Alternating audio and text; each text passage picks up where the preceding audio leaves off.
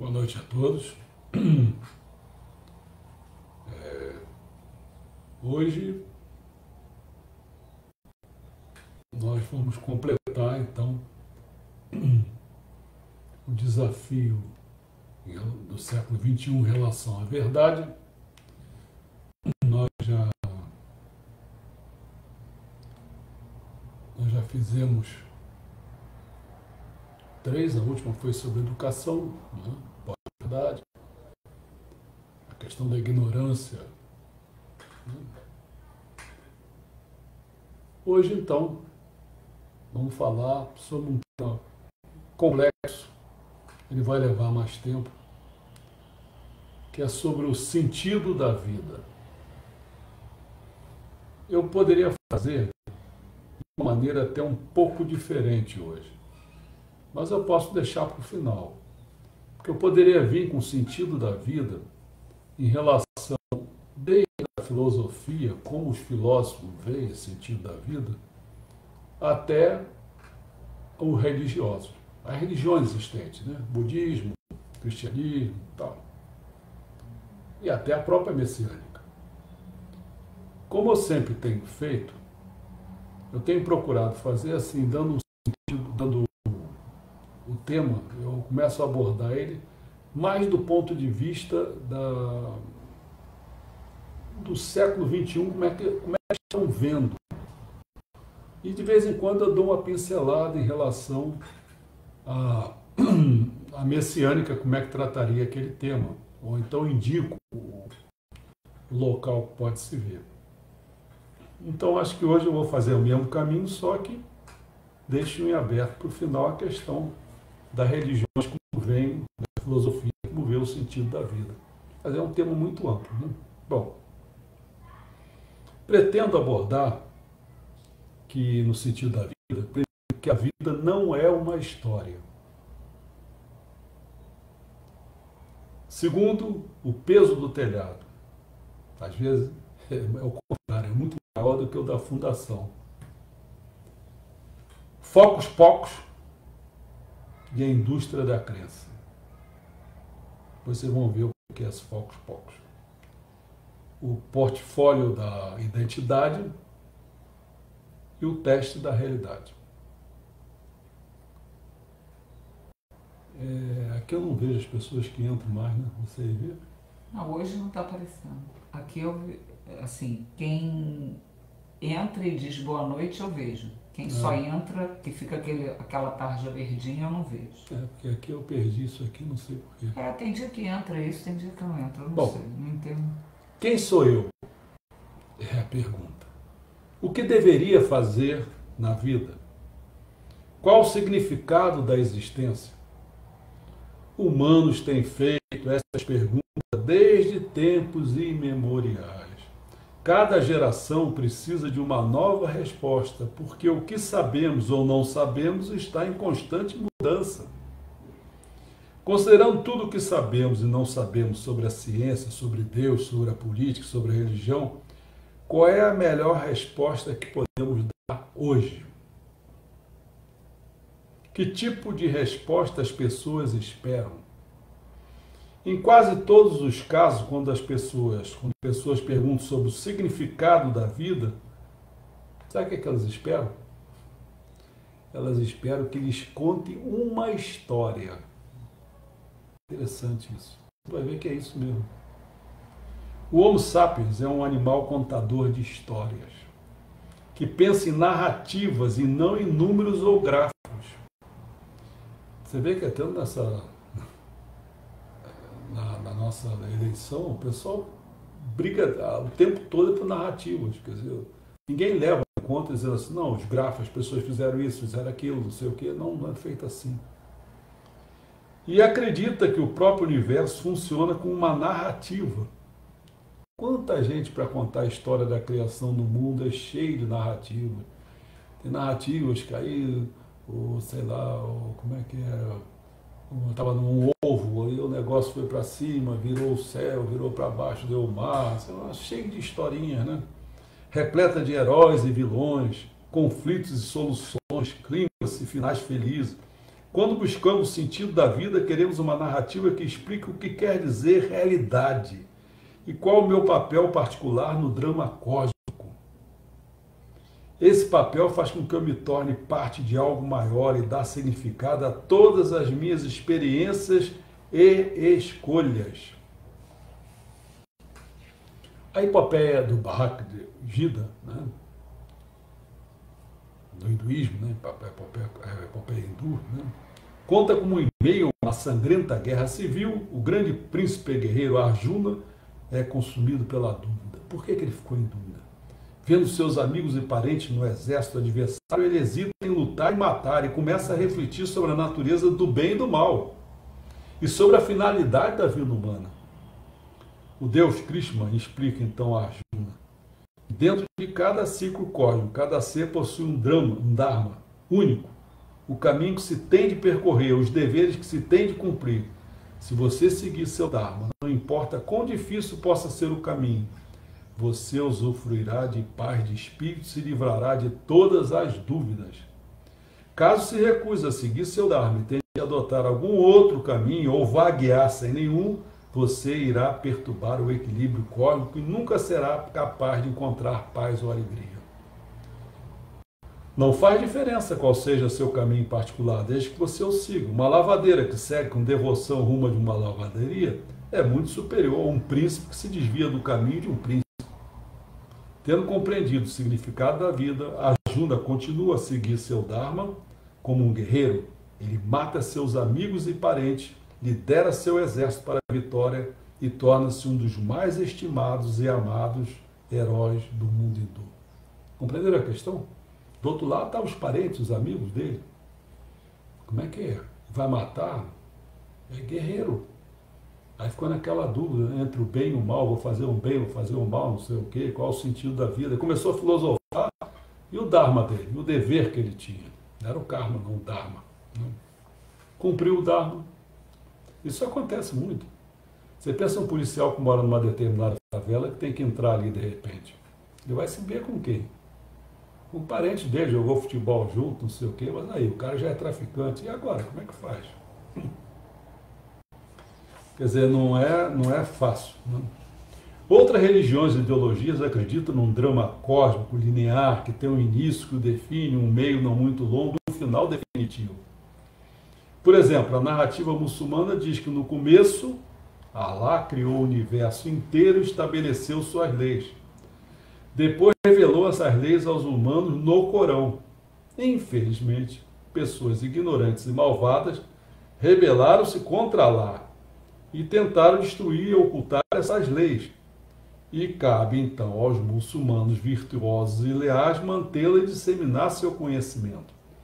No dia do julgamento, Alá avaliará a conduta de cada indivíduo, recompensando o justo com a felicidade eterna no paraíso e lançando os maus nos poços ardentes do inferno. Uma narrativa. Quanta gente acredita nessa narrativa? E segue essa narrativa? Essa grande narrativa implica que meu papel pequeno, porém importante na vida, é seguir os mandamentos de Alá, disseminar o conhecimento de suas leis e assegurar que se obedeça às suas vontades. Se acreditar na narrativa muçulmana, encontrarei significado em rezar 5 vezes por dia, doar dinheiro para a construção de uma nova mesquita e lutar contra apostas e infiéis. Até mesmo as atividades mais mundanas, lavar as mãos, beber vinho, fazer sexo, ficam imbuídas de significado cósmico. Entendeu? Começa a acreditar naquela narrativa, então você vai e reza 5 vezes por dia.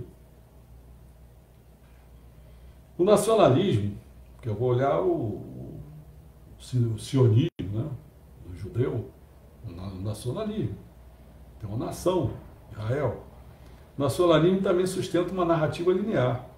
A história sionista começa com as aventuras e realizações do povo judeu, relata 2000 anos de exílio e perseguição. Atinge um clímax com o Holocausto, na Alemanha, em outros Polônia e tal, e o estabelecimento do Estado de Israel. E anseia pelo dia em que Israel usufruirá de paz e prosperidade e se tornará um farol moral e espiritual para o mundo inteiro. Se eu acredito na narrativa sionista, concluo que minha missão na vida é promover os interesses da nação judaica, protegendo a pureza da língua hebraica, lutando para recuperar territórios judeus, ou talvez tendo e criando uma nova geração de filhos israelenses leais. O comunismo também conta uma narrativa análoga, mas ressaltando o quê? Outra coisa, a classe e não a etnicidade. Não era questão de etnia, da classe. O manifesto do Partido Comunista, ele diz o seguinte, ele explica que nos tempos modernos, toda a sociedade se divide mais e mais em dois grandes campos inimigos, em duas classes frontalmente opostas, a burguesia e o proletariado. Sua luta vai terminar com a vitória do proletariado, que sinalizará o fim da história e o estabelecimento do paraíso comunista na Terra, do qual ninguém será dono de nada e todos serão totalmente livres e felizes. Se acreditar na narrativa comunista, concluirei que a minha missão na minha vida é acelerar a revolução global, escrevendo panfletos inflamados, organizando greves e manifestações, ou talvez assassinando capitalistas gananciosos e lutando contra os seus lacaios. Ao contemplar a quantidade de narrativas que busco definir minha verdadeira identidade e dar sentido às minhas ações, é impressionante constatar que a sua escala tem pouca importância. Quer ver? Olha só. O sionismo consagra as aventuras de cerca de 0,2% do gênero humano. Nada. Sabe em que local de superfície da Terra? Em 0,005% da superfície da Terra. Durante uma pouquíssima fração de duração do tempo. A narrativa sionista não chega a atribuir qualquer significado aos impérios chineses, às tribos da Nova Guiné e à galáxia Andrômeda, bem como aos incontáveis eons, quantos tempos, que se passaram antes da existência de Moisés, Abraão e da evolução dos macacos. A Terra tem muito mais tempo do que isso. Essa miopia pode ter sérias repercussões. Por exemplo, um dos maiores obstáculos para qualquer tratado de paz entre israelenses e palestinos é que os israelenses não querem dividir a cidade de Jerusalém. Alegam que a cidade é a capital eterna do povo judeu e certamente não se pode contemporizar com uma coisa que é eterna. O que são os poucos mortos comparados com a eternidade? Isso é com certeza um contrassenso. Eternidade quer dizer, no mínimo, 13,8 bilhões de anos. A idade atual do universo. O planeta Terra foi formado há cerca de 4,5 bilhões de anos. E os humanos existem há pelo menos 2 milhões de anos, 2 apenas. Em contraste, a cidade de Jerusalém só foi estabelecida 5.000 anos atrás. E o povo judeu tem no máximo 3.000 anos de existência. Isso, meus amigos, dificilmente se qualifica como eternidade. Quanto ao futuro, a física nos diz que o planeta Terra será absorvido por um Sol em expansão dentro de 7,5 bilhões de anos. Quer dizer o quê? A Terra vai para o beleléu. Então, essa brigalhada toda, essa coisa toda, nós temos que pensar um pouquinho melhor sobre isso. Não é simplesmente uma narrativa, umas crençazinhas, não é isso. Pensa só o seguinte, um adolescente em Israel, né, e que foi cativado no início pela promessa nacionalista de se tornar parte de algo maior que si mesmo. Aí o cara, opa, ótimo, é comigo mesmo. Suponhamos que ele quer acreditar que se dedicasse sua vida à nação, viveria para sempre ali.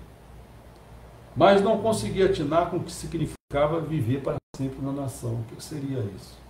Essa expressão soava muito profunda, mas o que significava de fato essa coisa? Ele lembrava-se que existia uma cerimônia no Dia da Memória israelense, quando tinha cerca de 13 ou 14 anos. Né? Lá nos Estados Unidos, então, o Dia da Memória é marcado nas escolas, né? Realizavam cerimônias em memória dos soldados que caíram nas muitas guerras de Israel.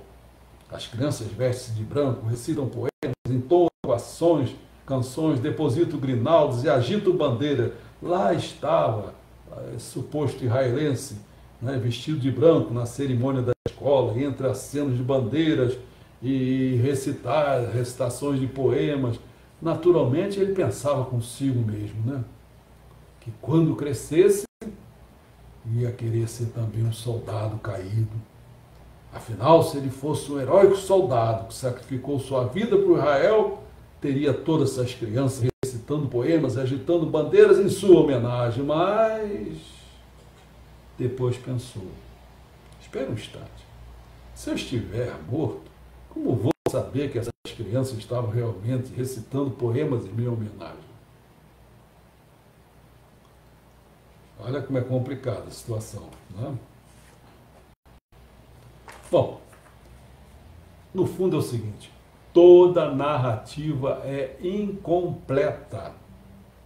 Assim, para poder construir uma identidade viável para si mesmo e emprestar sentido à sua vida, na realidade não precisa de uma narrativa completa, desprovida às vezes de uns pontos cegos e contradições internas. Para dar sentido à sua vida, uma narrativa precisa satisfazer apenas duas condições. Primeira condição: tem de dar a si algum papel a desempenhar. Você não pode ficar fora. Não é provável que um membro de uma tribo na Nova Guiné acredite no sionismo, no nacionalismo sérvio, porque essas narrativas não têm nada a ver com a Nova Guiné e seu povo. É a mesma coisa análoga assim, como estrelas do cinema, os humanos só gostam do roteiro que reservam papéis importantes para eles. Você é personagem boa. Você vê quando vem esse negócio de fazer uma regressão da sua vida. Tá, tudo bem. Você vai lá, daqui a pouco você é um príncipe, você é um rei, uma princesa, é sempre um milionário, um grande cantor, você não é nada, não é uma porcaria. A humanidade sempre foi feita de porcaria, pouca gente se... Segundo, uma boa narrativa, embora não precise se estender até o infinito, tem de estender além de seus horizontes. As narrativas lhe provê de uma identidade, dá sentido à sua vida ao lhe incorporar algo maior do que si mesmo. Mas sempre existe um perigo de que se comece a se perguntar o que dá sentido a esse algo maior. Você daqui a pouco arruma algo maior, mas o que é esse algo maior? Por exemplo, se o sentido da minha vida for ajudar o proletariado, a nação polonesa, por exemplo, o que exatamente dá significado ao proletariado ou à nação polonesa? Porque se eu botar uma coisa maior do que eu e essa coisa maior também não sei o que é, como é que fica isso? Tem a história de um homem que afirmava que o mundo se mantém no lugar porque repousa nas costas de um enorme elefante. Tudo bem, tá bom, vamos aceitar. Quando lhe perguntaram sobre em que se apoiava o elefante, ele respondeu que nas costas de uma grande tartaruga. Tudo bem, e a tartaruga? Nas costas de uma tartaruga maior ainda. E essa tartaruga maior? O homem perdeu a paciência e disse: não se preocupe com isso, daí em diante é tudo tartaruga. Entendeu como é que é? Não adianta você jogar um negócio para frente que é maior do que você, se você não entende direito o que é isso, né? Da mesma forma, o nacionalismo encanta-nos com história de heroísmo, nos leva à lágrima, relatando catástrofes do passado, e desencadeia nossa fúria detendo-se nas injustiças que nossa nação sofreu. Ficamos tão absorvidos nessa epopeia nacional que começamos a avaliar tudo o que acontece no mundo pelo impacto que causa em nossa nação. E dificilmente nos ocorre perguntar o que faz a nossa nação ser tão importante para começar essa conversa. Está parecendo agora do Kiyoshiista, né? Kiyoshu-sama, né? Os lulistas, né? Quando você acredita numa determinada história, você se interessa por seus mínimos detalhes, ficando cego a tudo que esteja fora desse escopo. Isso é o Kiyoshu-sama e lulista mesmo. Comunistas devotados podem passar incontáveis horas debatendo se é permitido fazer uma aliança com social-democratas nos estágios iniciais de uma revolução. Mas raramente param para pensar sobre o lugar do proletariado na evolução da vida mamífera no planeta Terra ou na disseminação da vida orgânica pelo cosmos. Uma conversa fiada dessa é considerada desperdício de fôlego revolucionário. Considerando tudo o que sabemos sobre o universo, parece impossível a qualquer pessoa mentalmente sã acreditar que a verdade definitiva sobre o universo e a existência humana é a narrativa do nacionalismo israelense, alemão ou russo. Na verdade, do nacionalismo em geral. Na verdade, bilhões de pessoas ao longo da história acreditaram que para suas vidas tenham sentido, ela nem mesmo precisa estar absorvida numa nação ou num grande movimento ideológico. Basta, sabe o quê? Você renascer num novo corpo após a morte do seu corpo atual. Então, a morte não vai ter fim. Acabou. Essa teoria da vida como uma epopeia que nunca termina é extremamente atraente e comum, mas padece de dois problemas principais. Vamos prestar atenção. Primeiro, ao estender minha história pessoal, eu não estou tornando-a de fato mais significativa, apenas mais longa. Na verdade, as duas grandes religiões que abraçam a ideia do ciclo interminável de nascimento e morte, que é o hinduísmo e o budismo, compartilham o horror pela futilidade de tudo. Milhões e milhões de vezes eu aprendo a andar, cresço, brigo com a minha sogra, fico doente, morro e depois faço tudo de novo. Qual é o sentido dessa porcaria toda? E o que ganho com isso? Não é de admirar que os sábios hindus e budistas tenham concentrado grande parte de seus esforços em encontrar um meio de se livrar desse carrossel e não de perpetuá-lo. Você reencarna, volta a reencarna, mas a tua ideia qual que é? Você não precisar nunca mais reencarnar, não é essa que é a ideia dele? O segundo problema com essa narrativa é a pobreza de evidência comprobatória. Que prova tenho de que na vida pregressa fui um camponês medieval, um caçador neandertal, um tiranossauro rex ou uma ameba? Quem garante que no futuro vou renascer como um ciborgue, um explorador galáctico ou até mesmo um sapo?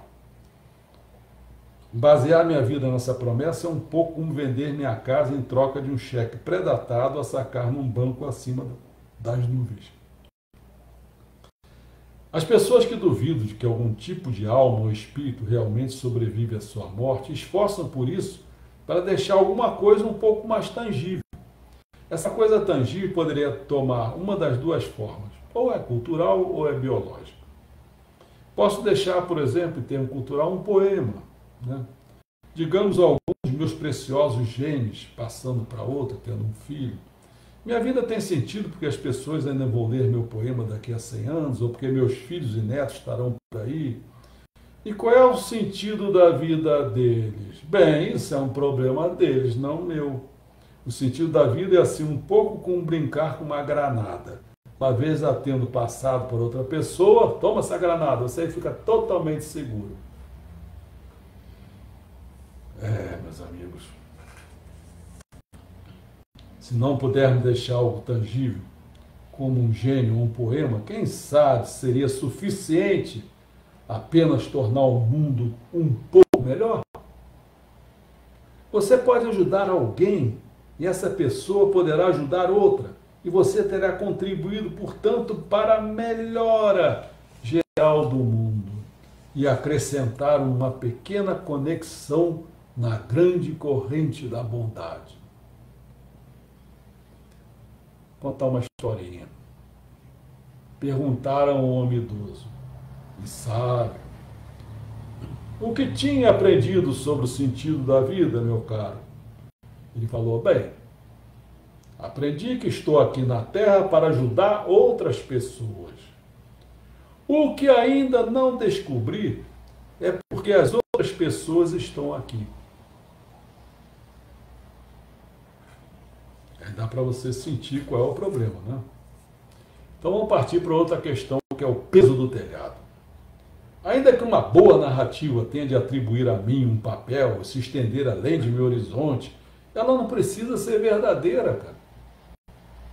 Uma história pode ser pura ficção e ainda assim prover-me de uma identidade e fazer-me sentir que minha vida tem sentido.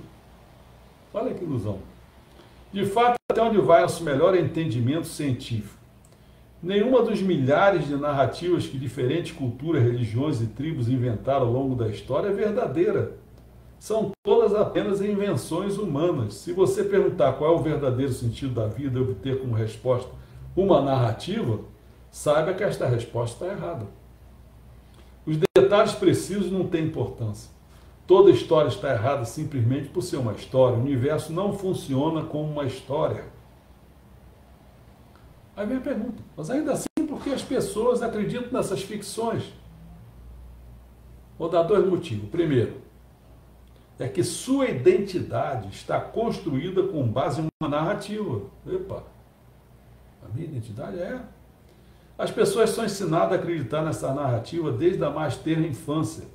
Elas a ouvem de seus pais, seus professores, seus vizinhos e da cultura geral, antes de terem desenvolvido a independência intelectual e emocional necessária para questionar e verificar essa narrativa. Quando o seu intelecto amadurece, estão tão pesadamente imbuídas da narrativa que é muito mais provável que use o seu intelecto para racionalizá-la do que para duvidar dela. Por isso que a dúvida é o princípio da crença, como fala Mish Sama. A maioria das pessoas que vão em busca de uma identidade são como crianças numa caça ao tesouro. Só descobrem é que os seus pais esconderam. Entendeu como é que é? Já viu aquelas crianças quando o pessoal esconde ovos de Páscoa, não sei por onde?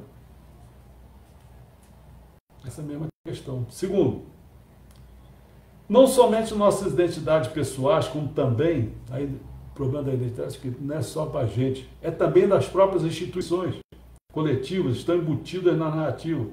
Consequentemente, é muito assustador duvidar dela. Você já pensou você pertence a uma igreja, uma religião e duvidar dela? Você já pensou você ser um comunista como era, ou duvidar dela? Já pensou um petista duvidar dela? Já pensou um quioxista duvidar que hoje não é nada? Como é que o cara vai ficar? Se a vida dele foi toda montada nisso, se às vezes ele tem status, se ele tem poder, se ele tem um monte de coisa, dinheiro, ganha em cima daquilo, não vai acreditar mais nisso? Olha como é complicado. Em muitas sociedades, quem tenta fazer isso é banido ou perseguido. Mesmo se não, é preciso ter nervos fortes para questionar a própria tessitura da sociedade. Porque se realmente a história for falsa, então todo mundo como conhecemos não faz sentido. Leis de Estado, normas sociais, instituições econômicas, tudo pode desmoronar.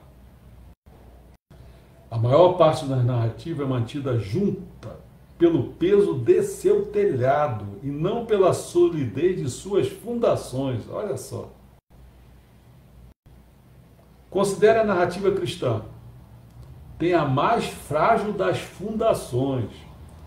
Que evidência temos de que o Filho do Criador de todo o universo nasceu na forma de uma vida à base de carbono em algum lugar da Via Láctea cerca de 2000 anos atrás? Que evidência temos de que isso aconteceu na Galileia e que sua mãe era virgem? No entanto, instituições enormes foram construídas sobre essa narrativa e seu peso pressiona com tamanha força que elas mantêm essa história no lugar. Guerras inteiras foram travadas pela mudança de uma única palavra na narrativa. O cisma de 1000 anos entre os cristãos ocidentais e os cristãos ortodoxos do leste se manifestou recentemente na carnificina multa de croatas por sérvios, de sérvios por croatas, começou devido a uma única palavra, filioque. Lembra? Vão se acreditar realmente que é Pai, Filho e Espírito Santo? Daqui a pouco você tira um, iguala, faz qualquer coisa, pronto, aí vem guerra, vem tudo, por causa de uma palavrinha. Os cristãos do Ocidente queriam introduzir essa palavra na profissão de fé cristã, enquanto os cristãos do Oriente se opunham veementemente. Olha que confusão, né? Bom, quando identidades pessoais e sistemas sociais são construídos sob uma narrativa, torna-se impensável duvidar dela, não devido a uma evidência que a sustenta, mas porque seu colapso desencadearia um cataclismo pessoal e social. Na história, o telhado é às vezes mais importante que as fundações. Outro ponto, aquele ocus pocus e a indústria da crença. Vocês vão entender por que desse ocus pocus. As narrativas que nos provêm de sentido e identidade são todas ficcionais, mas os humanos precisam acreditar nelas. Então, como fazer que a narrativa pareça real? É óbvio porque humanos querem acreditar na narrativa, mas como vão efetivamente fazer isso? Já milhares de anos atrás, sacerdotes e xamãs acharam a resposta. Você sabe qual é a resposta? Não sei se a ministra Nilda está assistindo, eu falei para ela, assiste aí para entender por que eu falo essas coisas. Por exemplo. Olha só. Porque humanos querem acreditar. Tá. Já milhares de anos atrás, sacerdotes e xamãs acharam a resposta. São os rituais. Um ritual é um ato mágico que faz o abstrato virar concreto e o ficcional real. A essência do ritual é o feitiço mágico. Ocus pocus, X é Y. Como fazer com que Cristo seja real para seus devotos? Sabe como? Na cerimônia da missa. O padre toma um pedaço de pão e uma taça de vinho e proclama que o pão é o corpo de Cristo, o vinho é o sangue de Cristo, e que ao comê-lo e bebê-lo, o fiel alcança a comunhão com Cristo. O que poderia ser mais real do que provar Cristo em sua boca? Tradicionalmente, o padre fazia essas ousadas proclamações em latim, a antiga língua da religião, da lei e dos segredos da vida. Diante dos olhos assombrados dos aldeões reunidos, o padre erguia bem alto o pedaço de pão e exclamava: Oquis est corpus, ou seja, este é o corpo. E o pão torna-se supostamente no corpo de Cristo. Nas mentes de camponeses iletrados que não falam latim, oco est corpus se confundia com ocus pocus. E assim nasceu um poderoso feitiço que pode transformar um sapo num príncipe e uma abóbora numa carruagem. 1000 anos antes do nascimento do cristianismo, os antigos hindus valiam-se do mesmo truque. O Brihadaranyaka Upanishad interpreta o sacrifício ritual de um cavalo como uma realização de toda a história do cosmos. Nós já vimos tantos animais fazendo esse papel. Quase tudo pode ser transformado num ritual. Ao se dar gestos mundanos, como acender velas, tocar um sino ou contar contas, um profundo significado religioso. O mesmo vale para gesticulações físicas, como curvar a cabeça, prostrar-se de corpo inteiro, juntar as mãos. Várias formas de cobrir a cabeça do turbante ao hijab muçulmano têm sido tão carregadas de significado que provocaram apaixonados embates durante séculos. Rituais semelhantes também têm sido usados para finalidades políticas. Durante milhares de anos, coroas e tronos representaram reinos e impérios inteiros, e milhões de pessoas morreram em guerras brutais travadas pela posse do trono ou da coroa. Veja o trono de Kyosho agora. Talvez ninguém tenha entendido a importância política do ritual melhor do que Confúcio, o chinês Confúcio, que considerava a observância estrita de ritos. A chave, para ele, era a chave da harmonia social e da estabilidade política. Sempre que a China era atingida por alguma crise, os sábios confucianos eram rápidos em culpá-la essa crise por negligenciar os ritos, como um primeiro sargento que atribui a culpa de uma derrota militar a soldados negligentes que não lustraram suas botas. No Ocidente moderno, a obsessão confuciana com rituais foi vista quase sempre como um sinal para nós, de superficialidade e arcaísmo. Porém, talvez não seja coincidência que as culturas confucianas, primeiro e principalmente na China, mas também nos vizinhos Coreia, Vietnã e Japão, produziram estruturas sociais e políticas de longa duração. Se você quer saber qual é a verdade definitiva da vida,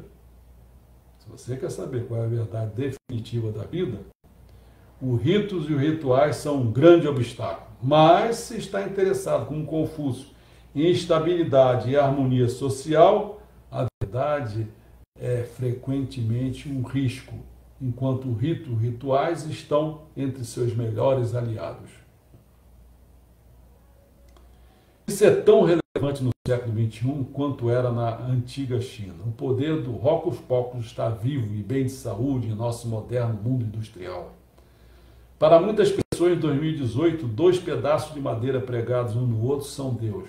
Um post colorido na parede, até do Che Guevara, é a revolução. E um pedaço de pano drapejando ao vento é a nação, a bandeira. Olha a nação lá. De respeito se você fizer aquele pedaço de pano, né?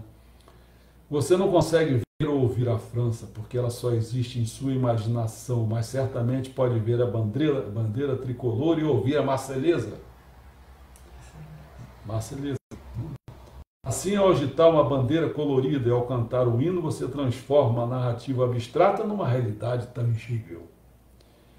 Milhares de anos atrás, hindus devotos sacrificavam cavalos preciosos. Hoje eles investem em produzir dispendiosas bandeiras. Olha só.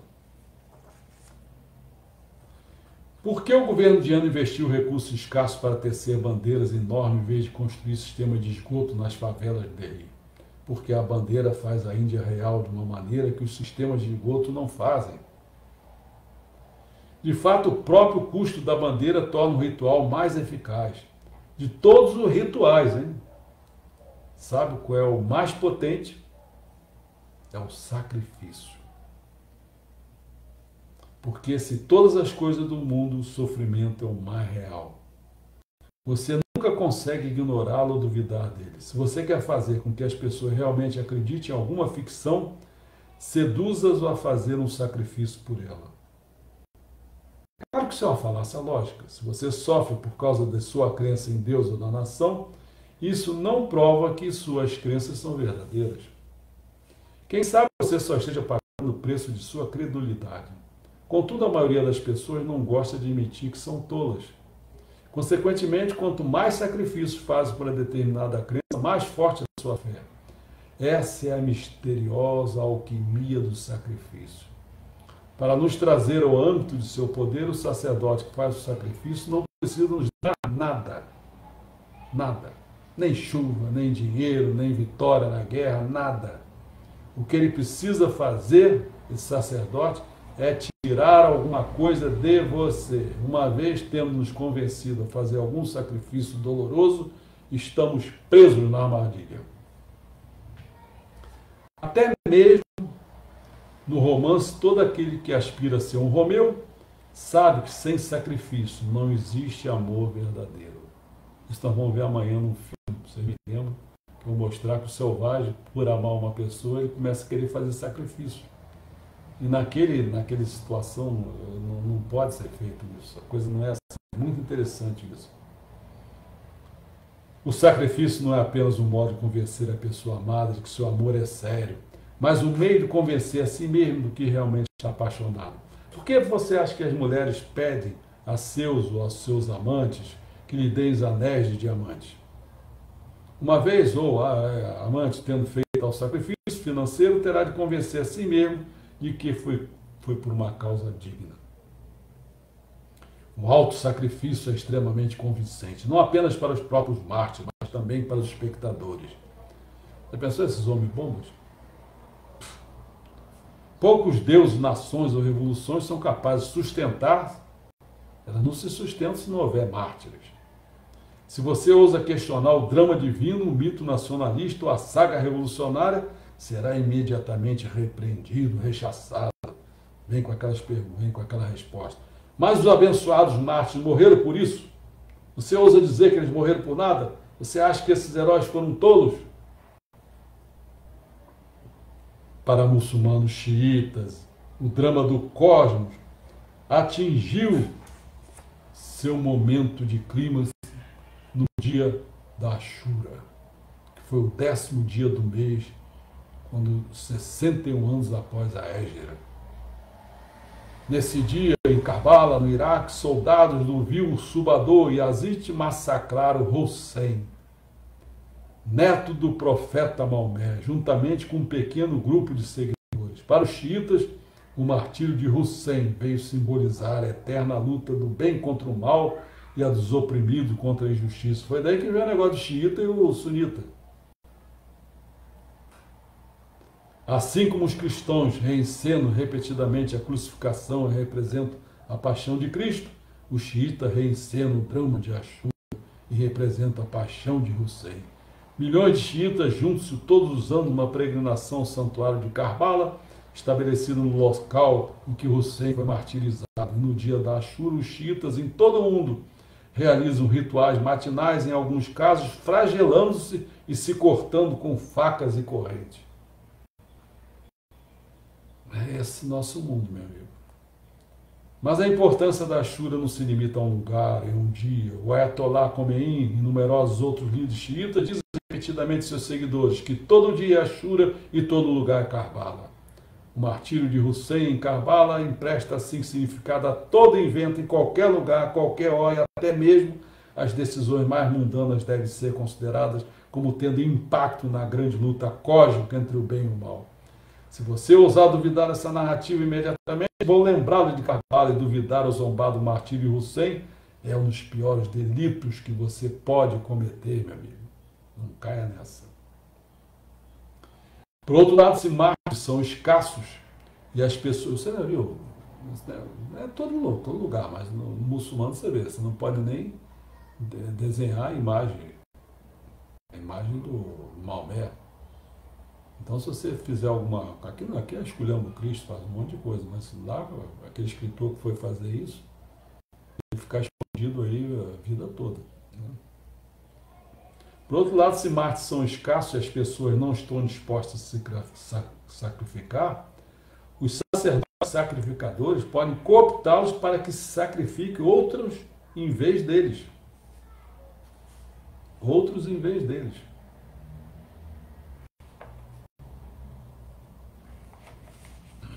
Bom,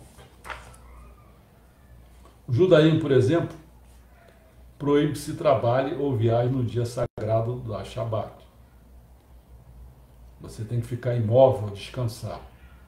O Shabat, não sei como se fala, começa ao pôr do sol na sexta-feira e vai até o pôr do sol no sábado. Entre os dois, os judeus ortodoxos não fazem nenhum tipo de trabalho, inclusive o de rasgar papel higiênico do rolo no banheiro. Tem havido alguma discussão sobre isso entre os rabinos mais instruídos e eles concluíram que rasgar papel higiênico romperia o tabu de Shabat. Então, consequentemente, os judeus mais devotos que quiserem se limpar no Shabat têm de preparar antecipadamente um esconderijo com papel higiênico já rasgado. Então, você entende qual é o problema, não é? Esse que é o sentido da vida quando vocês se entregam à religião, ao nacionalismo. O portfólio da identidade, mas o problema é o seguinte: como é que você vai viver não se entregando num lugar desse? Você vai ficar isoladão? Como é que é? É complicadíssimo. Estou trazendo um tema complicado. E, já digo mais, eu não sei quantas pessoas estão vendo, mas se ainda for poucas pessoas, você vê, o restante não dá nem bola para isso. E a gente vai entender por quê. A gente entende. A gente falou umas coisas aqui que, nossa senhora. O portfólio da identidade. Os antigos egípcios, cananitas e gregos diversificavam seus sacrifícios. Eles tinham muitos deuses, e se um deus falhasse, esperavam que o outro ainda lhe valesse. Isso é o que mais acontece aqui, hein? No Brasil. Assim que sacrificava ao sol pela manhã, a deusa da terra ao meio-dia, um grupo misto de fadas e demônios à noite. Isso tampouco mudou muito, não. Todas as histórias de Deus em que as pessoas hoje acreditam, seja em Yahvé, Mamon, a nação, a revolução, estão incompletas, cheias de buracos, eivadas de contradições. Por isso as pessoas raramente depositam toda a sua fé numa única narrativa. Em vez disso, mantém um portfólio com várias narrativas e diversas identidades, passando de uma para outra quando surge necessidade. É feito alguém que tivesse assim, vários passaportes, entendeu? Tudo falso, tal, mais ou menos assim. Essas dissonâncias cognitivas são inerentes a quase todas as sociedades e movimentos. Quase ninguém tem apenas uma identidade. Ninguém é só um muçulmano, ou só um italiano, ou só um capitalista. Mas de vez em quando surge um credo fanático que insiste que pessoas deveriam acreditar em apenas uma única narrativa e ter somente uma identidade. Na geração recente, o mais fanático desses credos foi o fascismo. O fascismo insistia que as pessoas não deveriam acreditar em nenhuma narrativa a não ser a nacionalista deles, não deveriam ter nenhuma identidade exceto sua identidade nacional. Porém, o que acontece? Nem todos os nacionalistas são fascistas. A maioria dos nacionalistas tem uma grande fé na história de sua nação e enfatiza o mérito exclusivo de sua nação e as obrigações que tem exclusivamente para com ela. No entanto, ele reconhece que no mundo há mais do que a sua própria nação. Posso ser um italiano leal, com obrigações especiais para com a nação italiana e ainda assim ter outras identidades. Posso ser também socialista, católico, marido, pai, cientista, vegetariano, e cada uma dessas identidades envolve obrigações adicionais. Às vezes, várias de minhas identidades puxam para diferentes direções e algumas de minhas obrigações entram em conflito uma com a outra. Mas quem disse que a vida é fácil? Quem disse que a vida é fácil? Na verdade, mesmo o suicídio não prova ter havido um comprometimento absoluto com uma única narrativa. Em 13 de novembro de 2015, o Estado Islâmico orquestrou vários ataques suicidas em Paris que mataram 130 pessoas. O grupo extremista explicou que fez isso como vingança pelo bombardeio a ativista do Estado Islâmico na Síria e no Iraque pela Força Aérea Francesa, na esperança de demover a França de realizar esses ataques no futuro. Vocês fizeram isso? Mas vamos continuar a narrativa deles, para ver que é tudo contraditório, quer ver? No mesmo alento, o Estado Islâmico declarou também que todos os muçulmanos mortos pela Força Aérea Francesa eram mártires, que agora usufruíam da felicidade eterna no céu. Epa, peraí, alguma coisa aqui não está fazendo sentido. Se de fato os mártires mortos pelas Forças Aéreas Francesas estão agora no céu, por que deveria alguém buscar vingança em Paris? Vingança pelo quê? Exatamente. Por mandar pessoas para o céu? Pensa o seguinte, se você acabasse de ouvir que seu querido irmão ganhou $1 milhão na loteria, você começaria a explodir casas lotéricas como vingança?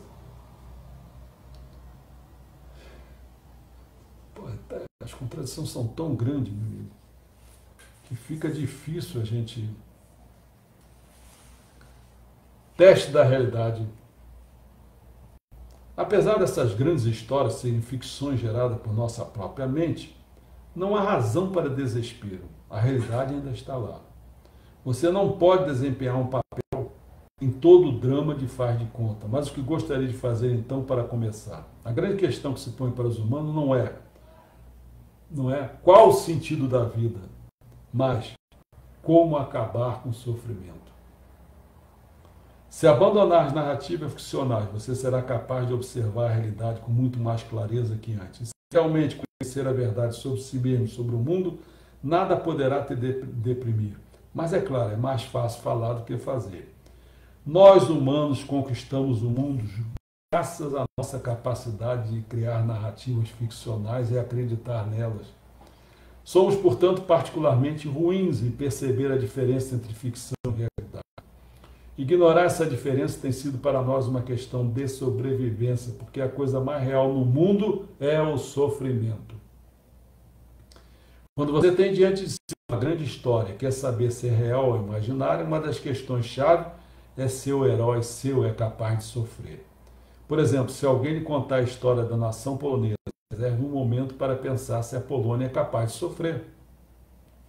Pode uma nação realmente sofrer? Uma nação tem olhos, mãos, sentidos, afeições e paixões? Se você espetá-la, vai sangrar? Obviamente que não. Se for derrotado numa guerra, perder uma província ou mesmo perder a independência, mesmo assim, não sentirá dor, tristeza ou qualquer outro tipo de sofrimento, porque não tem corpo, não tem mente, não tem sentimentos, quaisquer que sejam. Na verdade, ela é apenas uma metáfora. Em contraste, Considere a sina de uma mulher de Varsóvia que foi roubada e estrupada pelas tropas russas invasoras. Diferentemente do sofrimento metafórico da nação polonesa, o sofrimento dessa mulher foi muito real. Pode muito bem ter sido causado por crenças humanas em várias ficções, como no nacionalismo russo, no cristianismo ortodoxo, no heroísmo machista, todos os quais inspiraram muitos estadistas e soldados russos. No entanto, o sofrimento resultante foi ainda assim 100% real. Sempre que políticos começarem a falar em termos místicos, tenha cuidado. Pode estar tentando disfarçar e desculpar sofrimento real, escondendo sob palavras grandes e incompreensíveis. E se acaso você vive num país cujo líder diz rotineiramente coisas como seu sacrifício vai redimir a pureza da nossa nação eterna, saiba que você está em grandes apuros. Para salvar sua sanidade, tente sempre traduzir essa tolice para termos reais. Um soldado gritando em agonia, uma mulher espancada e brutalizada, uma criança tremendo de medo. Assim, se você quer saber a verdade sobre o universo, sobre o significado da vida, sobre a sua própria identidade, o melhor modo de começar é observando o sofrimento, explorando o que ele é. A resposta não é uma história. Agora, meus amigos, estou cheio de coisa aqui para falar. E aí, deixo vocês à vontade para perguntar o que querem saber. Muita coisa. Eu aqui estou perdido porque eu não tenho... Aqui ninguém fez pergunta. Tem gente aí nesse... O João Carlos deu boa noite, Nádia Baixo deu boa noite, Marciano Carvalho, tem 2 pessoas que entraram com esse... Olha, eu vou falar algumas coisinhas assim, que... Bom, só para... Assim que fosse dar um fecho nessa questão, mas tem outras aqui, ó. Se o sofrimento... Por que eu realcei a questão do sofrimento? Porque se o sofrimento é o oposto da felicidade, acabar com o sofrimento, que a gente já conhece, os 3 grandes males, é eliminar a doença, a pobreza e o conflito, ou seja, é implementar a saúde, a prosperidade e a paz, ou seja, é construir o paraíso na terra, isto é, cumprir a missão dada por Deus para o ser humano. Por isso que eu falo no sofrimento. Sofrimento você chega na felicidade. Basta trabalhar ele, para eliminar ele. Esse exemplo que eu estava dando aqui no final era tudo relativo a conflito, guerra, Polônia, não sei o que e tal. Mas isso pode pegar a saúde, pode pegar a doença, pode pegar a miséria, né? O Meixo Sama, ele se viu nesse sentido da vida quando houve um terremoto. Ele perdeu até um filho nesse terremoto e tal. Foi um ponto decisivo para ele, quando ele estava com 41 anos de idade. Ele começou a questionar o sentido da vida e do seu destino, né? Agora, tem uns casos complicados, porque atualmente tem gente... Tem gente que está sofrendo porque perdeu o sentido da vida. Esse é o mais complicado, né? O cara está doente, está tudo bem, tá com dificuldade financeira, está cheio de conflito. A pessoa entende, mas agora não. O cara está sofrendo porque ele não tem o sentido da vida. Messama afirma que na humanidade há pessoas que pertence ao nível, porque essa que é a questão. Ele afirma que na humanidade há pessoas que pertencem ao nível superior. Independente de questões como religião, nacionalidade ou grupo étnico do que façam parte. Trata-se de indivíduos que já possuem uma consciência bem mais elevada que os demais em geral. Deve ser esses que estão aí assistindo. Os que não estão assistindo não tem condições, meu amigo. São aqueles que questionam sobre a existência, o sentido da vida, em especial quanto à própria missão a ser desempenhada por eles mesmos, ao tentarem responder à indagação de por que vieram a este mundo. Quem é que faz essas perguntas nesses 7 bilhões de pessoas? Aqui nesses nossos 200 milhões de pessoas. Aqui é onde que eu moro, que não tem nem 200 milhões de pessoas. Uma família. Tem uma família? Você que quantas pessoas fazem essa pergunta?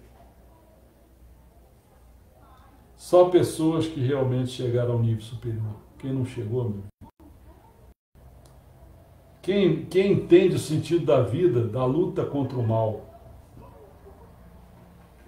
Olha quantas questões a gente podia colocar aqui. Para vocês terem uma ideia, só vou mostrar a vocês isso aqui, ó.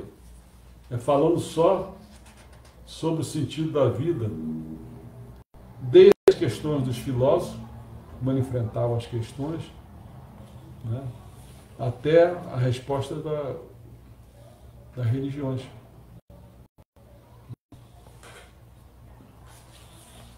Tem muita coisa.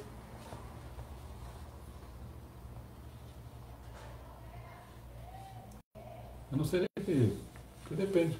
Não quero saber. Tem muita coisa.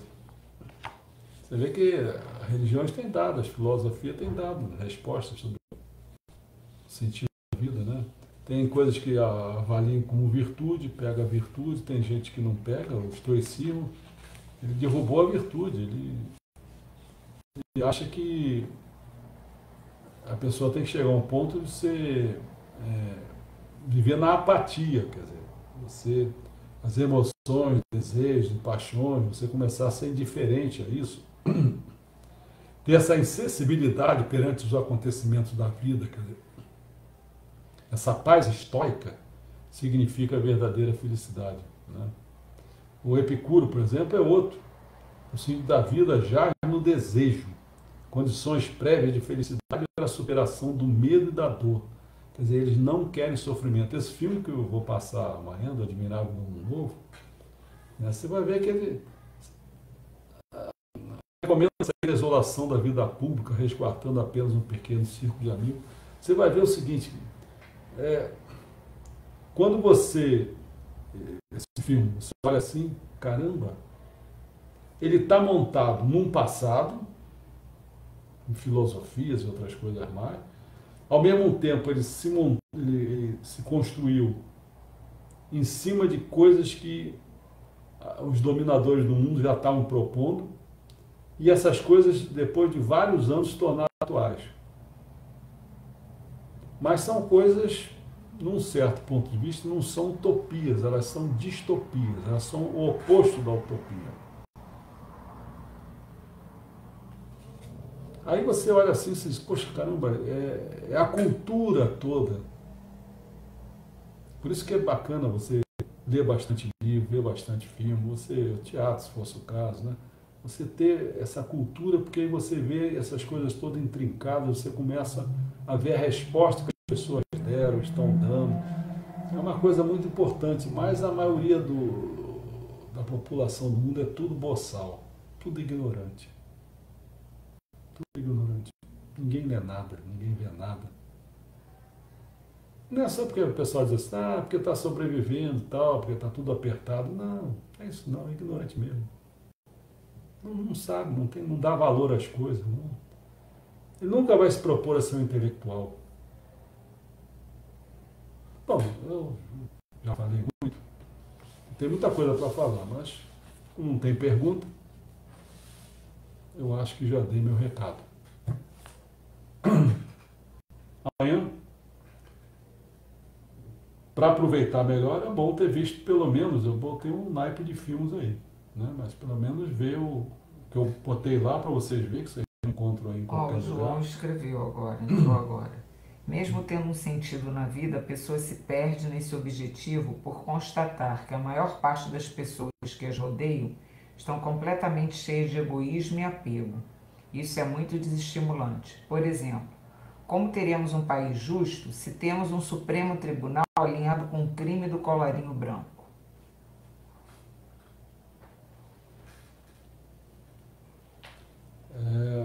Eu escrevi hoje, né? Quem está me acompanhando, escrevi hoje. Eu, meu amigo, Sinto muito, mas não sei como é que vai ser isso. Assim, eu sempre falei, são três possibilidades de mudança. Mudança requer força. Ou você tem força por dentro das instituições, está formando aí com esses generais todos, está formando pessoas que vão tentar encadear com o Congresso e tal, né? Então, mas essa porcariada dessas instituições todas, elas estão tudo aparelhadas. E aparelhado não é só no sentido de ter pessoas, vamos dizer, tudo esquerdopata. Não. Aparelhado é boquinha, é gente que sabe que está ali, que não tem mérito para estar ali, então ele está ali se aguentando, fazendo o jogo, entendeu como é que é? É gente cheia de, como você falou ainda há pouco, egoísmo e apego, tem um monte de coisa desse tipo. Então, uma das condições que eu quero ver, se o Bolsonaro vai conseguir fazer por dentro disso, não fazer o jogo toma lá da cá. Como é que vai se meter com... Pô, cá pra nós, rapaz. Lewandowski, Toffoli, Gilmar Mendes, isso não pode existir, cara. Isso não existe. Isso não existe. Como é que vai fazer isso? Quer dizer, daqui a pouco está julgando, a segunda turma julgando se vai soltar o Lula ou não. Caramba, que é isso, cara? Que é isso? Então, a primeira coisa é, quero ver essa força aí por dentro. Eu não acredito. Se houver, eu vou bater muita palma, eu vou ficar muito mais feliz, porque eu quero é isso. Que as instituições acabem ficando boas. Mas como transformar essa cambada que está aí? Isso é que eu não sei. Aí vem a segunda hipótese. E que eu escrevi hoje também, que o poder emana do povo, mas botaram uma porcaria de um adendo, que esse poder emanado é segundo representantes. Quer dizer, aí vem as eleições, vem essas porcaria que eu estou falando aí. E como? O poder emana do povo, aí você vai e bota esse cara como seu representante? Não. O poder continua do povo. E aí tem que vir a coerção social. Como é que pode, se toda a nação não está querendo uma coisa, eles vão porque são representantes nossos? Como é que essa porcaria desse Gilmar Mendes, essa porcaria desse Lewandowski são meus representantes, ou são representantes do povo?